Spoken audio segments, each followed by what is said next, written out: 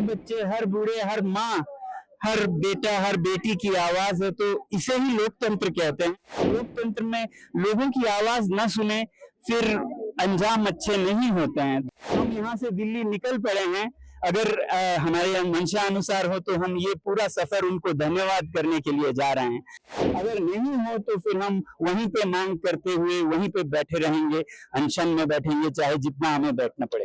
कोई चांद सितारे नहीं मांग रहे हैं, कोई चीन पाकिस्तान की बात नहीं, सिर्फ भारत के संविधान की बात हो रही है।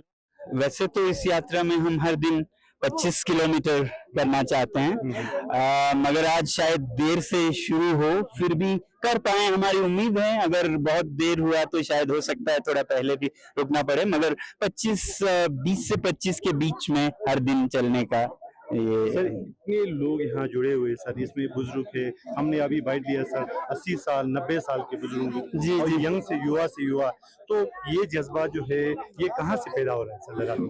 नहीं, जज्बा तो है, बस सिर्फ उस जज्बे को देखने की जरूरत है हमारे भारत सरकार को कि ये लद्दाख के हर बच्चे, हर बूढ़े, हर माँ, हर बेटा, हर बेटी की आवाज है, तो इसे ही लोकतंत्र कहते हैं। और लोकतंत्र में लोगों की आवाज न सुने फिर अंजाम अच्छे नहीं होते हैं। तो जब लोग इतने शांति से पद यात्रा करके, खुद पे पीड़ा उठाकर, 30-30 दिन चलकर अपनी आवाज, अपनी मंशा सुना रहे हैं, और वो भी कोई ऐसा नहीं कि जो भारत के हदों से बाहर हो, ये भारत सरकार के ही, भारत के संविधान में जो 6वां शेड्यूल है, या भारत में जो यूटीज को लेजिस्लेचर या स्टेटहुड दी जाती है, लोकतंत्र दी जाती है, उसी की मांग है। और ये वो बातें हैं जिसका वादा हमारे सरकार ने 2019 से हमसे की थी, और उसके घोषणा पत्रों के अनुसार इलेक्शंस जीते गए। तो याद दिलाने के लिए लोग निकल रहे हैं।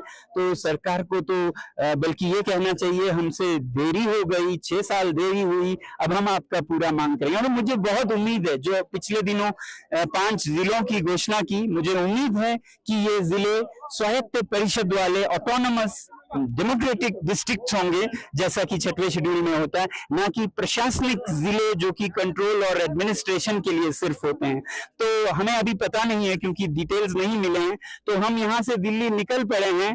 अगर हमारे मंशा अनुसार हो तो हम ये पूरा सफर उनको धन्यवाद करने के लिए जा रहे हैं। अगर नहीं हो तो फिर हम वहीं पे मांग करते हुए वहीं पे बैठे रहेंगे, अनशन में बैठेंगे, चाहे जितना हमें बैठना पड़े। सर यहाँ पर एक महत्वपूर्ण, ये बहुत सारे सेनाएं जोड़ रहे हैं सर, हाँ 2-3 वीर चक्र भी जोड़ रहे हैं। उन्होंने ये कहा है कि हमने बहुत सारे जंग लड़े, और ये जो सबसे हमारा इनकी मुश्किल जंग जो है 2024 ये वाला जंग है, तो इसको आप किस तरह नजर से? जी, मैं उनके साथ सहमत हूँ।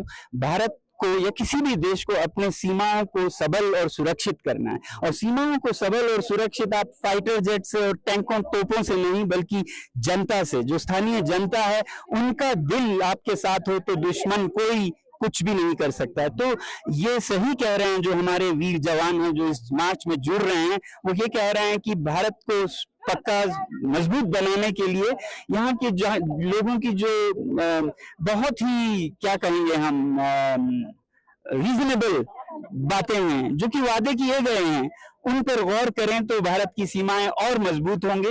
नहीं तो लोगों में एक दिल में रह जाएगा कि लद्दाख के साथ एक सौतेला व्यवहार किया जाए। पूरे देश में लोकतंत्र है, लोग अपने चुने वोट देने का अधिकार रखते हैं। लद्दाख के लोगों को कोई अधिकार नहीं है वोट देने का। वो अपना सरकार चलाएं और लद्दाख को उस तरह से विकास कराएं, या इसका जो मैनेजमेंट करें कि ये आज ही के लिए नहीं, कल के लिए भी खुशहाल रह सके। यहाँ की पर्यावरण, खासकर यहाँ के ग्लेशियर्स, ये सिर्फ लद्दाख के लिए नहीं, पूरे उत्तर भारत के लिए पानी का स्रोत है। तो यही तो चाहते हैं। कोई चांद सितारे नहीं मांग रहे हैं, कोई चीन पाकिस्तान की बात नहीं, सिर्फ भारत के संविधान की बात हो रही है। लास्ट क्वेश्चन सर, 1 सितंबर से स्टार्ट हो रहा है सर, और 2 अक्टूबर को दिल्ली में खत्म हो रहा है सर, ये क्या उद्देश्य है सर? ये क्या मैसेज है सर 2 अक्टूबर जो जी, कि ये एक शांतिपूर्ण पद यात्रा है, जैसा हमारे बापू, father of the nation, Mahatma Gandhi ji ने दिखाया। तो हम उन्हीं के पद चिन्हों पर इस पद यात्रा पर निकल रहे हैं। 2 अक्टूबर को उनके जन्मदिन पर राजघाट पर हम इसका खात्मा करेंगे। और हमें उम्मीद है कि तब तक हमारी आवाजें सुन ली जाएंगी और हमें वहां पर उन्हें धन्यवाद करने के लिए ही जाना पड़ेगा।